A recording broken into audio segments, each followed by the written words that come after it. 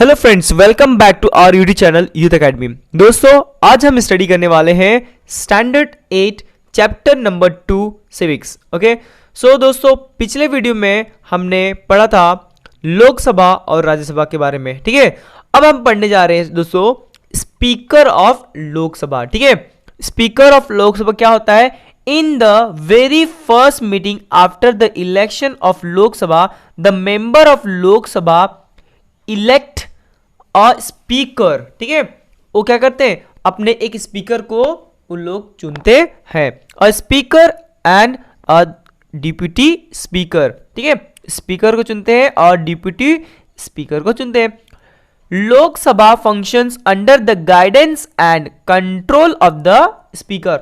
और जो लोकसभा होता है वो किसके अंडर काम करता है? स्पीकर और डिप्यूटी स्पीकर के अंडर काम करता है। ठीक है, so Lok Sabha represent the citizens and the speaker represent the Lok Sabha. है ना, जो लोकसभा होता है क्या कहता है? वो रिप्रेजेंट करता है citizens and the speaker represent करता है लोकसभा को।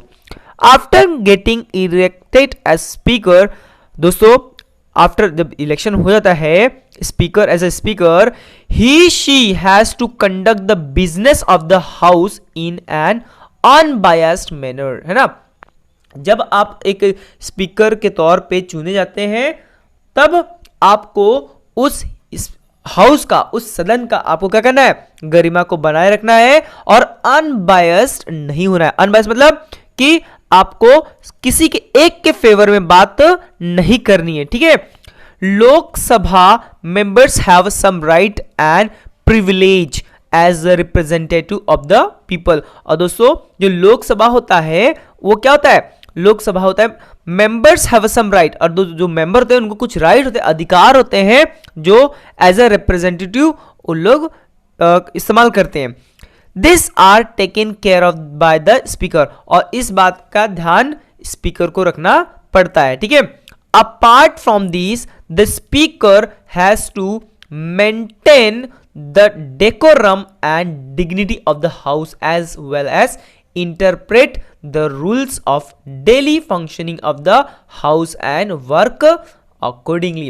और दोस्तों, जो स्पीकर होता है उसको अपने जो सदन है उस हाउस का डेकोरम और डिग्निटी जो मेंटेन करके रखनी चाहिए। ठीक है, डेकोरम मतलब क्या? वहां का जो जैसे कि क्या होता है, कभी जब बहस करते हैं लोकसभा में, डिस्कशन जब होता है तो कभी झगड़े भी हो जाते हैं ना, बहस में एक दूसरे को ज्यादा बोलने लगते हैं लोग, तो क्या होता है? उसको मेंटेन करने के लिए कौन आता है? स्पीकर बीच में इंटरप्ट करता है और उनको उनके फंक्शन, उनके जो अधिकार है उसको उनको याद दिलाता है। ठीक दोस्तों, अब इसमें थोड़ा कुछ देख लेते हैं। अंडरस्टैंड इट, है ना, कुछ दिया है यहाँ पे, उसको भी देख लेते हैं क्या है ये।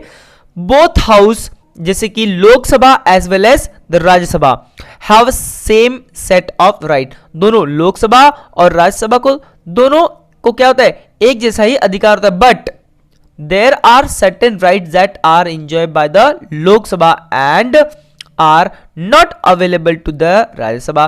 कुछ ऐसे अधिकार भी हैं जो सिर्फ लोकसभा क्या करता है? एंजॉय करता है, वो उसको होता है, बस राज्यसभा को नहीं होता है। जैसे कि for example bills related to taxes or related to finance. है ना, टैक्सेस से रिलेटेड कोई या फाइनेंस से रिलेटेड होता है, वो bills related to finance are consider as money bill. है ना, जो भी फाइनेंस से रिलेटेड रहेगा, पैसे से रिलेटेड रहेगा बिल, उसको बोलते हैं मनी बिल कहते हैं। And such bills are introduce and pass in the Lok Sabha. और ऐसे बिल कहां पे पास होते हैं? सिर्फ लोकसभा में भी पास होते हैं। ठीक है, और Rajya Sabha has limited power with respect to money bill. कुछ ही अधिकार उनको होते हैं मनी बिल से रिलेटेड। ठीक है, meanwhile the Rajya Sabha has certain rights which are not available to the Lok Sabha. और इसके साथ दोस्तों कि कुछ ऐसे अधिकार हैं जो राज्यसभा को मिले हैं जो लोकसभा को नहीं है। For example, if Rajya Sabha feels that as a matter of national interest, उनको लगता है कि ये जो कोई भी मुद्दा है जो नेशनल, है ना, राष्ट्रीय हित के में है, then the parliament should make a law on the subject in the state। Least it can be pass a resolution to that effective, ठीक है। और उनको लगता है कि वो कोई भी चीज जो है वो राष्ट्र हित के हित में है, तो वो क्या कर सकते हैं, वो डायरेक्टली लॉ बना सकते हैं, ठीक है, रेजोल्यूशन पास कर सकते हैं। Okay friends,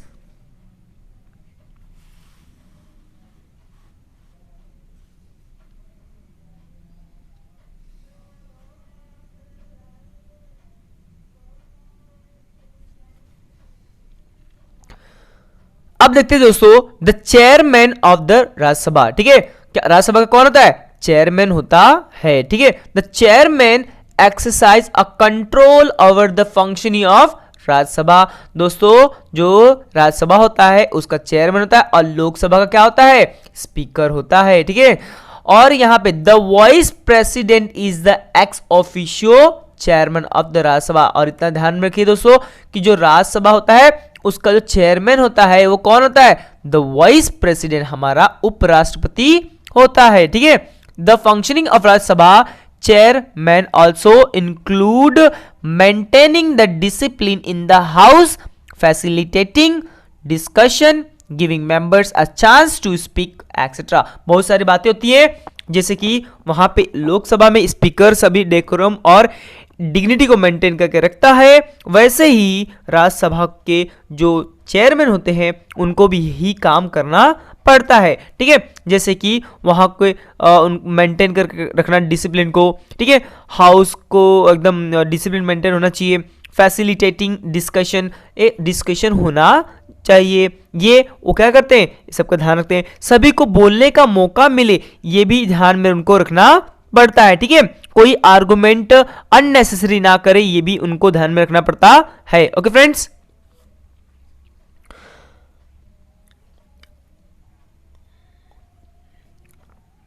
how does the parliament make laws. तो दोस्तों अब हम देखेंगे कि किस तरह जो पार्लियामेंट है लॉ है ना, कानून कैसे बनाता है। In our country the parliament is empowered to make laws, है ना, हमारे देश में जो पार्लियामेंट होता है उसको ही अधिकार है कानून बनाने का। टू फॉर्मुलेट देम और certain system has been adopted, इसको बनाने के लिए कुछ क्या होते हैं, सिस्टम को हमको अपनाना पड़ता है, ठीक है। जैसे कि this system is known as the law making process, और इस सिस्टम को क्या कहते हैं, लॉ मेकिंग प्रोसेस हम कहते हैं, ठीक है। और rough draft of the law is prepared initially, starting में तो फर्स्ट ऑफ ऑल क्या बनाना होता है, रफ ड्राफ्ट बनाना पड़ता है जो भी पास आपको बिल करना है, ठीक है। दिस ड्राफ्ट और outline is known as draft proposal of the law और बिल ऑफ लॉ, ठीक है। और ये जो ड्राफ्ट होता है उसको ही क्या कहते हैं, बिल ऑफ लॉ भी कहते हैं, ठीक है दोस्तों। There are two types of bill that are primarily introduce in the house of the parliament. दोस्तों और जो बिल होते हैं वो दो तरह के बिल होते हैं, एक होता है मनी बिल, ठीक है, और दूसरा होता है ऑर्डिनरी बिल। तो ये दो तरह के जो बिल होते हैं क्या होते हैं, प्राइमरली इंट्रोड्यूस किया जाता है हाउस में, ठीक है। So in order to be converted into an act, और दोस्तों वो जो बिल है उसको ऑर्डर में जैसे कि एक्ट में, कानून में कन्वर्ट करने के लिए कुछ प्रोसेस होते हैं, उसको फॉलो करके किया जाता है। The bill undergoes following process, ठीक है। और जो बिल होता है कुछ प्रोसेस में आगे जाते हैं, ठीक है। जैसे कि फर्स्ट आता है, कहते हैं उसको फर्स्ट रीडिंग, ठीक है।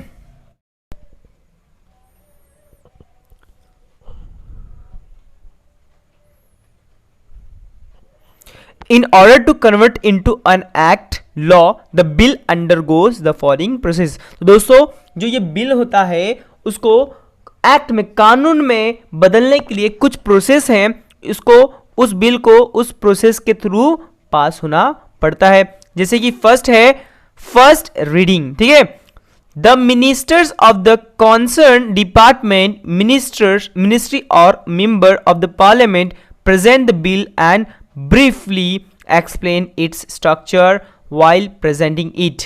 This is called the as first reading। और दोस्तों जो भी बिल होता है उनको पार्लियामेंट में क्या करना पड़ता है, उनको बताना पड़ता है मेंबर को कि इसके स्ट्रक्चर क्या है ना, कैसे ये है बना है, उसको क्या कहते हैं, फर्स्ट रीडिंग कहते हैं, उसको ब्रीफली एक्सप्लेन किया जाता है डिटेल में, ठीक है।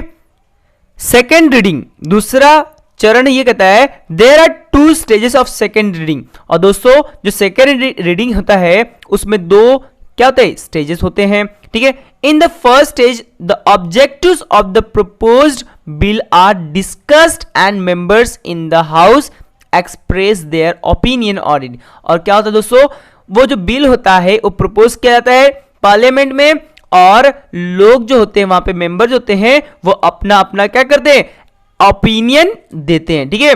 The supporters of the bill give favourable opinion while the opponent discuss the defect and faults in the bill. और दोस्तों जब क्या होता है, जो सपोर्टर होंगे उस बिल का, है ना, जो मेंबर होंगे सपोर्टर, वो तो हमेशा फेवरेबल ओपिनियन ही देंगे, उसको अच्छाइयां उसकी बताएंगे।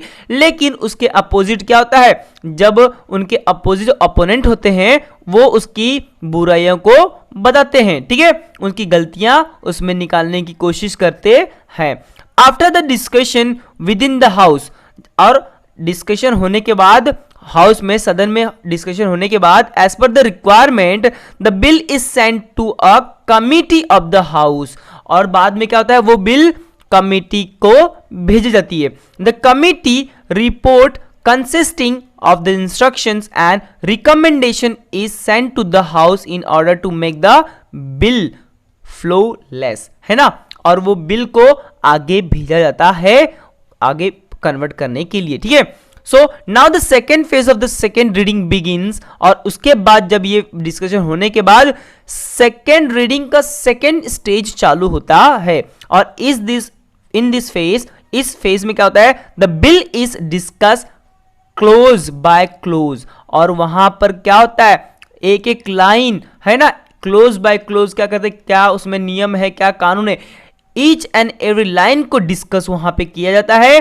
The members can suggest changes, और जो मेंबर होते हैं वहां पे उनमें क्या चेंजेस लाना है वो सजेस्ट करते हैं। After this voting is taken in the house. और उसके बाद, इतना होने के बाद फिर क्या होती है, वोटिंग होती है, हमारा उसमें वोटिंग होती है, ठीक है, हाउस में। उसके बाद जाता है दोस्तों थर्ड रीडिंग, ठीक है, एंड ये होता है final. The bill is discuss briefly again during third reading. और दोस्तों जो बिल होता है फिर से ब्रीफली डिस्कस किया जाता है थर्ड रीडिंग में।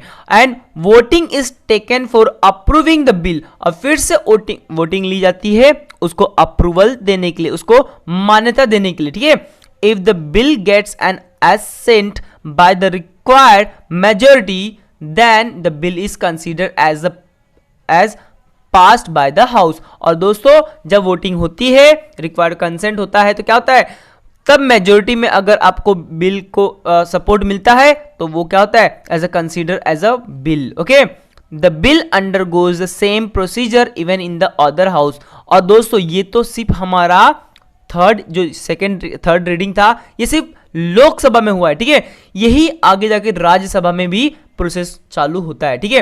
After getting an approval by the both the house, और जाके लास्ट में जब दोनों सदनों से, दोनों हाउस से क्या होता है, अप्रूवल मिल जाता है, तब जाके the bill is further sent for assent by the president. और दोस्तों फिर जाकर के राष्ट्रपति प्रेसिडेंट के पास भेजा जाता है एसेंट, मतलब उनकी मंजूरी लेने के लिए। फिर अगर दोस्तों इतना होने के बाद भी अगर राष्ट्रपति क्या करें, उसको मंजूरी ना दे, तो बिल क्या होता है, डिसॉल्व हो जाता है, खारिज हो जाता है, ठीक है। If there occurs a difference of opinion between Lok Sabha and Rajya Sabha over a specific bill, the future of the bill is decided in a joint meeting of the both the houses। और बाद में अगर दोनों के बीच में ओपिनियन में मतभेद है, मतलब अलग अलग हैं, डिफरेंसेस है, तब जब क्या होता है, वो फ्यूचर में वो बिल डिसाइड किया जाता है जॉइंट मीटिंग करके, ठीक है। बोथ द हाउसेज, राज्यसभा और लोकसभा दोनों को साथ में लेकर के फिर से डिसाइड की जाती है, ठीक है। After the final assent and signature of the president, the bill is converted into the law and the law is made।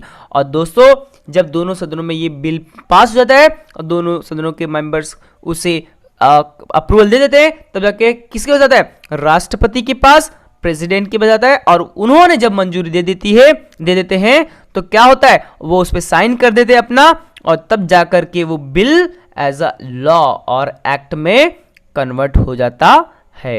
Okay दोस्तों, नो दिस टू, ये भी आपको जानना जरूरी है। जैसे every year in the month of February the finance minister present the national budget to the Lok Sabha. दोस्तों हर साल फरवरी में क्या होता है, जो फाइनेंस मिनिस्टर होते हैं वो क्या करते हैं, बजट पास करते हैं। कहां पे, लोकसभा में। The state legislature also follow the same procedure of law making as in the parliament. और जो स्टेट लेजिस्लेचर वो भी क्या करता है, सेम प्रोसीजर फॉलो करता है पार्लियामेंट में लॉ बनाने के लिए। The bill pass by the, ठीक है दोस्तों, the bill pass by the state legislature can be become a law only after it's received the assent of the governor। और वहां पे स्टेट से क्या होता है कि जब तक गवर्नर का वहां पे मंजूरी नहीं मिलती तो क्या होता है, हमारा बिल पास नहीं होता है और वो लॉ बनता नहीं है। ओके फ्रेंड्स, तो दोस्तों मिलते हैं नेक्स्ट वीडियो में, तब तक के लिए टेक केयर। एंड दोस्तों आप मेरे चैनल पर नए हैं तो चैनल को जरूर सब्सक्राइब कर लें, क्योंकि मैं इसी तरह की इंफॉर्मेटिव और एजुकेशनल वीडियो अपलोड करते रहता हूं।